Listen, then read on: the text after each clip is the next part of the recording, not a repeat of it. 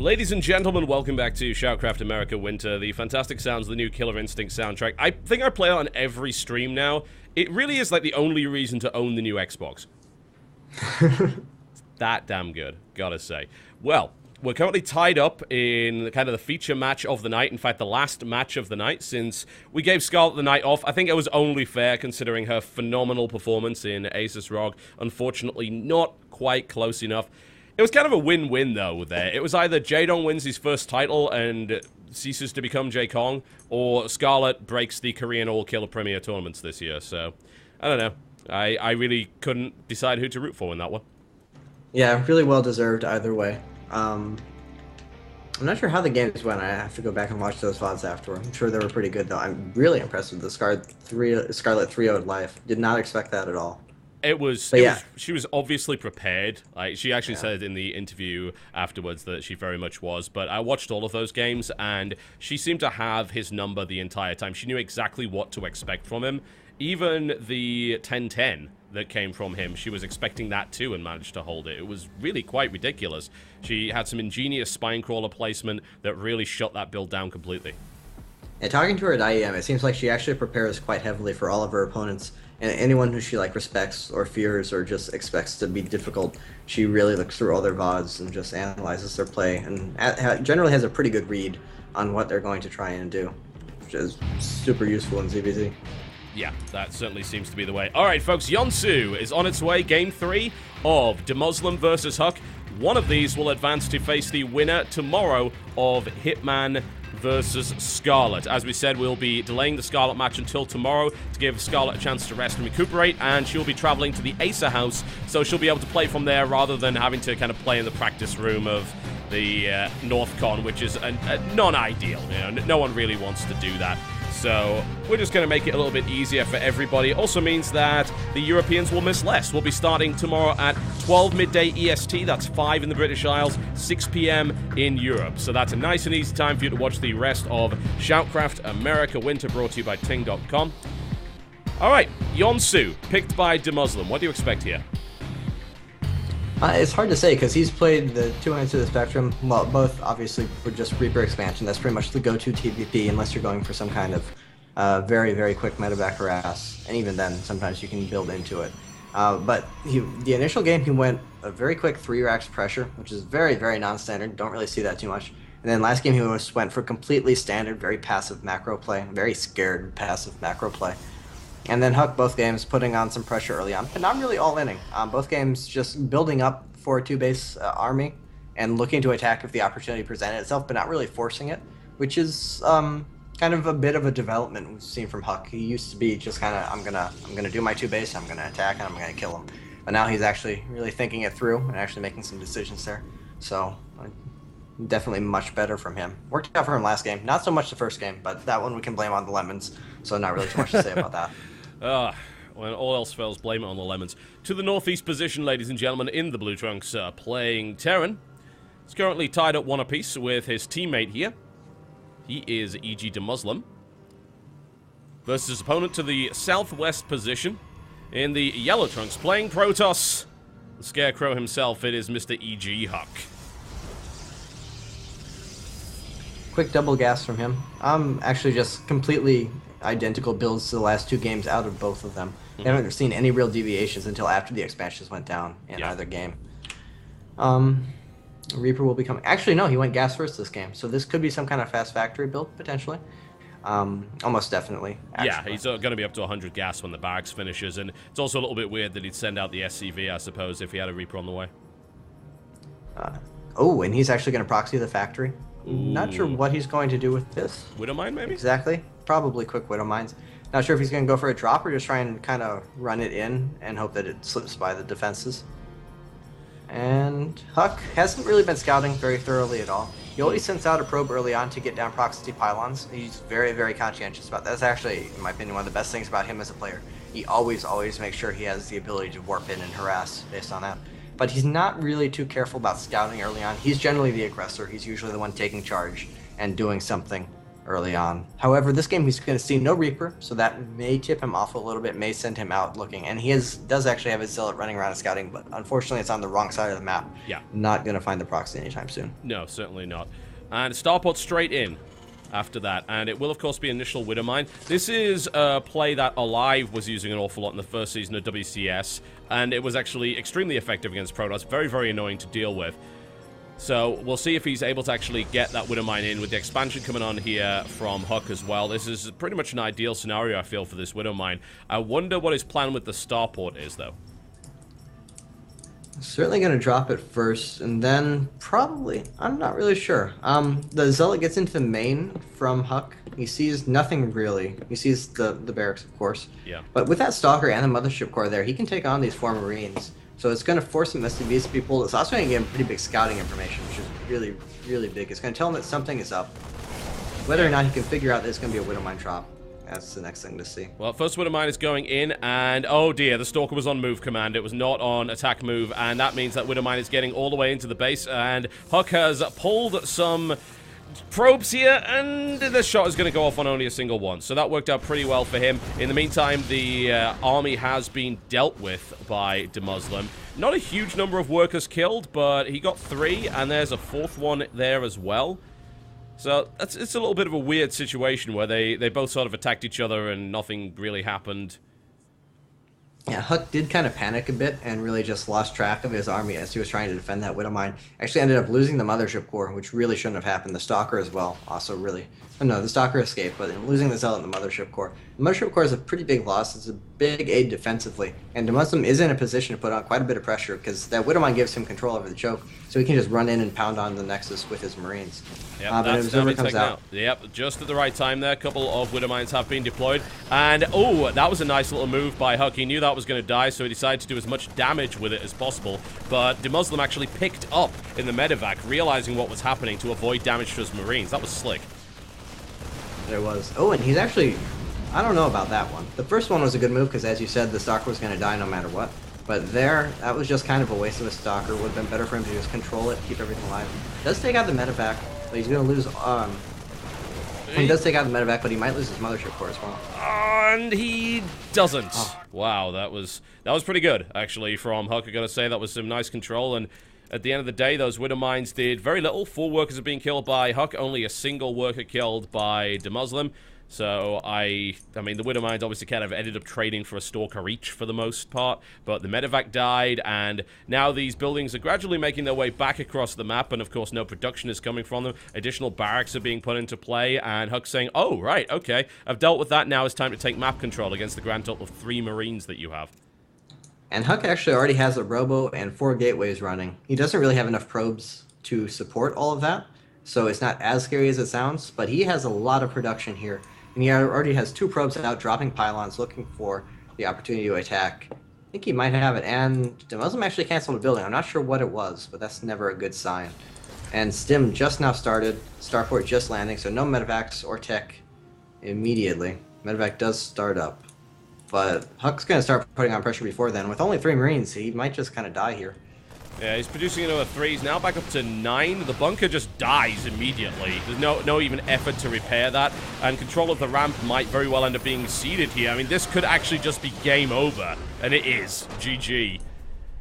Well, that was a bit of a... For the last 3 years, people have been getting caught off guard by Huck doing gateway timings. And that's not changing today, I suppose. So, a quick, easy win for Huck there.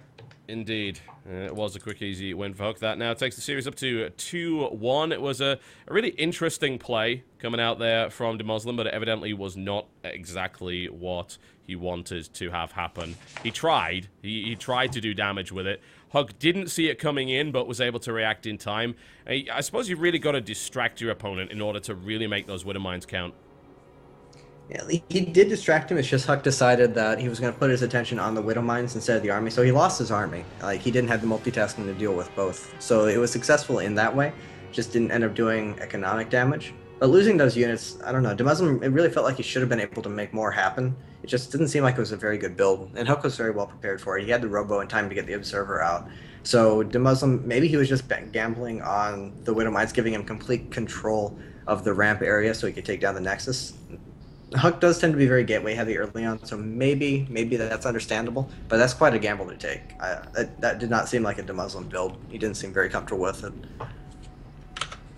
Yeah, that's very true. Well, we'll see if we can do better on his next map, and I wonder which one he'll actually choose. But I would hope for a little bit more standard play, honestly, coming out from him, because, as you said, it was a bit gimmicky. That is a very Alive-esque build, and it was honestly something that I don't think Ben really had the chance to pull off properly. So we will see. We've got Derelict, Watcher, and Frost available for possible picks.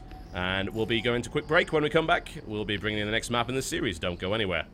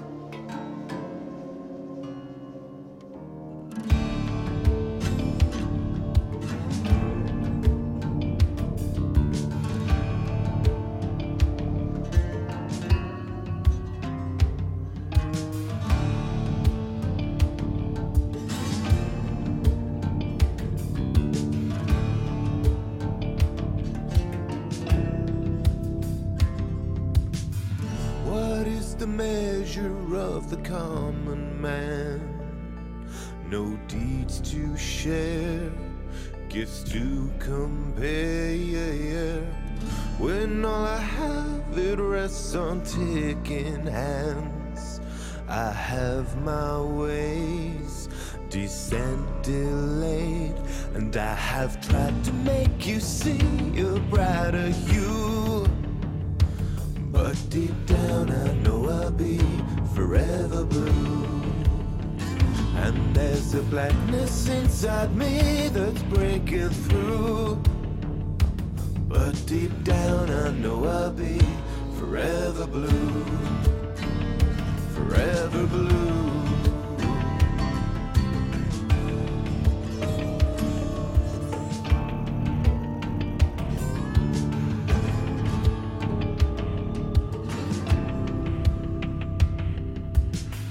Nobody wants to learn a thing these days.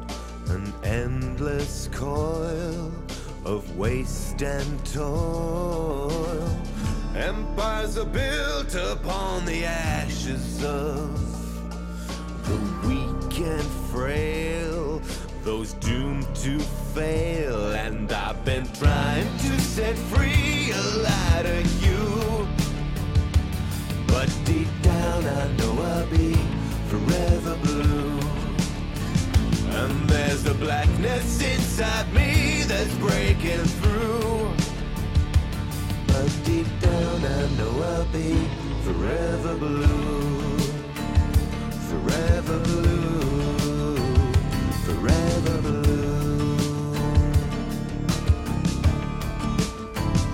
My colors will release the bonds again. I'm going into all I could have been. My colors will release the bonds again. I'm going into all I could have been. All of these changes as you see.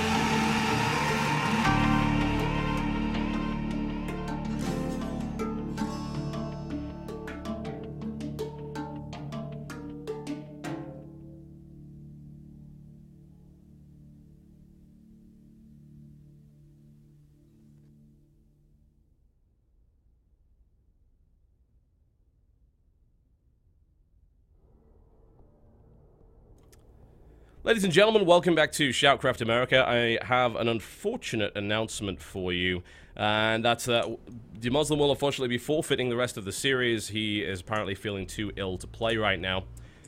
So that's a bit of a disappointing short first day with the 2 forfeits. I'm really sorry about that, guys. That was not something that we were expecting. We're hoping to have a full day of play today. But that means that Huck does go forward, and Demuslim is eliminated from the event. The result of that means that we will have one final match in the round of 8, which will be happening tomorrow. And that was postponed till tomorrow, basically at the agreement of both Hitman and Scarlet. I know people have been concerned that Hitman was kind of being put out by that. No, he's actually totally fine. He said he'll play whenever. That's really not a problem for him. And obviously we thank him very much for that, because it was like 2 a.m. for Scarlet, and she really wanted to travel to the Acer house tomorrow morning so that she could play the rest of her matches. What that means is that tomorrow's actually going to be a very full play day. We're going to have a pretty long day. It's going to be good, actually. I was a little bit scared that we might end up with a short day, but no, we're going to be having 3 best-of-5s for you and a best-of-7. And, of course, that is going to be My Insanity Kane versus Root Marsa, and then it is going to be Huck versus the winner of Scarlet and Hitman, which will be happening tomorrow. So that, unfortunately, does mean that that is the end of today's play. Again, I'm very sorry about the disappointed viewers. It's very unfortunate that we had 2 players forfeit, and that really sucks, but such is the way of things. And I'm hoping that we can have a really good day of play tomorrow. Greg, thank you very much for casting today, and looking forward to casting with you again tomorrow, hopefully after a full night's sleep for all concerned. Yeah, very much so. I can't wait to see Scarlet and Hitman play, and then the rest of the tournament should be awesome as well. Yeah, we've got a really nice lineup, actually. I really want to see what Marsa can do against Kane, whether or not we'll actually have some revenge from the round of 16 last time around. And then, of course, Huck versus either Scarlet or Hitman, which, I mean, either way, that's going to be a really interesting fight. Certainly will. It would be kind of funny to watch. I mean, I want Scarlet to win the whole thing. Just, I am biased, I'll admit that. She deserves it. But it would be really funny to see Huck play Hitman, just because there's a bit of parity in styles there, and I think that could produce hilarity, especially with PvP on top of the fact that they're both very, very aggressive, very willing to take risks kind of players. Yeah, interestingly enough, as I'm looking at the bracket right now, if Scarlet beats Hitman, it's all Canadians in the round of 4. Oh, really? Well, that can't happen. No, indeed not. We had our Mexican representative gone, our UK expatriate is down and out, and... Wait, is Hitman really the only American? I believe he is the only American remaining in this tournament.